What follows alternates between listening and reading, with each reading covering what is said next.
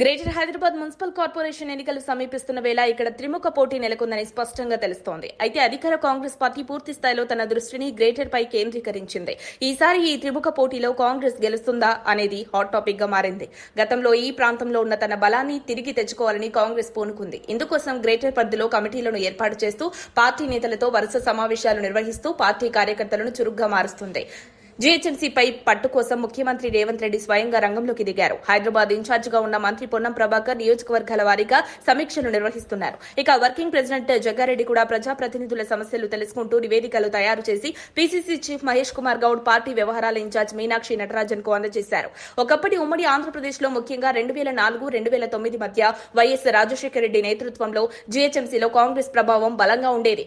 Mayor పదవిని కూడా చేజిక్కించుకుంది. కానీ రాష్ట్ర విభజన తర్వాత హైదరాబాద్ కు చెందిన బలమైన నేతలు మృతి చెందడం లేదా ఇతర పార్టీలకు వెళ్లడంతో కాంగ్రెస్ పూర్తిగా బలహీనమైంది. 2014, 2018, 2023 అసెంబ్లీ ఎన్నికల్లో కాంగ్రెస్ ఒక్క స్థానాన్ని కూడా గెలవలేకపోయింది. 2023 సార్వత్రిక ఎన్నికల్లో గ్రేటర్ లో గెలుపు లభించకపోయినా సికింద్రాబాద్ కంటోన్మెంట్ ఉప ఎన్నికల్లో కాంగ్రెస్ విజయం సాధించింది. 2015, 2020 జీహెచ్ఎంసీ ఎన్నికల్లో కాంగ్రెస్ ప్రదర్శన దారుణంగా ఉండింది.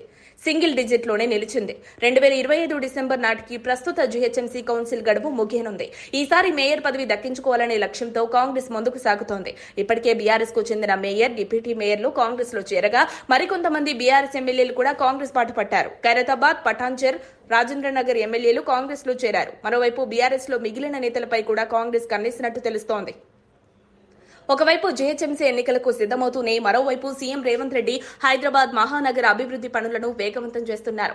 అక్రమ నిర్మాణాల తొలగింపు, కొత్త నగర నిర్మాణానికి 4th సిటీ ప్రాజెక్ట్, మెట్రో విస్తరణ, రీజనల్ రింగ్ రోడ్, ఫ్లైఓవర్లు, నాలాల అభివృద్ది, మూసీ నది పునరుద్దరణ వంటి ప్రాజెక్టులు ప్రజల్లో విశ్వాసం కలిగించే ప్రయత్నంగా కనిపిస్తున్నాయి. జూబ్లీహిల్స్ ఎమ్మెల్యే మృతి నేపథ్యంలో రాబోయే ఉప ఎన్నికల ద్వారా గ్రేటర్ లో కాంగ్రెస్ మరింత బలంగా నిలవాలనే లక్ష్యంతో ఉంది. బలమైన అభ్యర్థిని బరిలోకి దించాలని ఇప్పటికే వ్యూహాలు సిద్దం చేస్తున్నారు.